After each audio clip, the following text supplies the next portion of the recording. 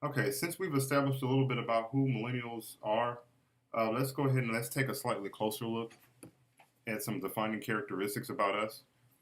If you remember being really, really excited about getting up on Saturday morning because of the wonderful 4 hours of Saturday morning cartoons, you might be a millennial.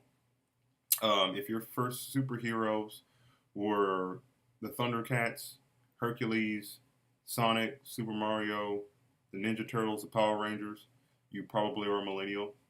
If your first handheld game system was a Game Boy or one of those really weird little two-tone systems, you might be a millennial. Uh, and if you just got used to playing in arcades, you were probably a millennial. So those are some things that, really easily identifiable things, especially around video games, as the dawn of video games came about. That makes us millennials. And believe me, our parents know because they had to spend all their freaking money on buying us all those toys.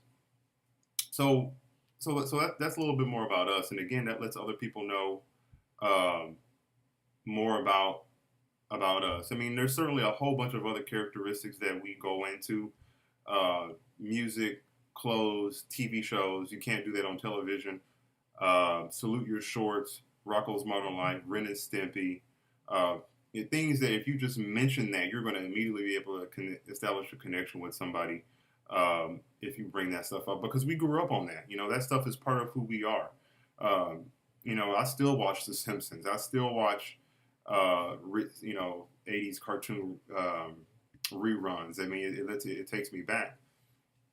But again, so that's a little bit more into us. So again, our average age, the average millennial right now is 25, and the financial reports that are coming out are not painting a really rosy picture for us. And why would anybody care about that?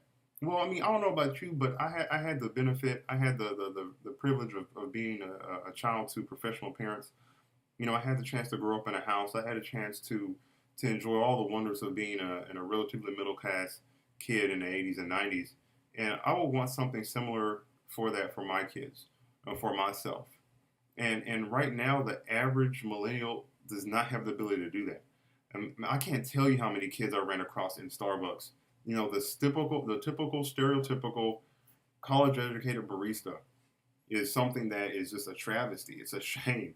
Who in the hell wants to be arguing about Descartes while serving up mochiatos at Starbucks? Where did your 4 years go? What the hell were your 4 years about to end up in Starbucks? What sense does that make? Have you ever stopped and thought about that? How ridiculous that is? Now, again, there isn't one person at fault, but this is something that we need to address. And I know that stuff has to hurt your ego. I know there's nothing really awesome about saying, "Oh, well, I graduated semi cum laude from XYZ University in biology or sociology, and I'm a manager at Macy's." That may be something that might work for you, but certainly doesn't have any long term stability or growth or something where you really want to go with yourself. So, uh, so when we talk about, millennials and wanting for us to be in a position where we can really start making gains and grow into adulthood, we need to talk about finances.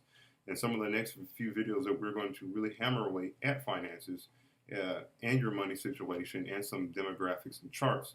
I'm going to have those on my blog. So be sure to click on my blog, go ahead and read those. Remember, as I always say, tell all your friends, get them on board, get them in here so we can all start really talking about this stuff. And remember, you're at home here. Nobody's going to judge you. Again, write me, email me, and stay tuned. I'll talk to you guys next time.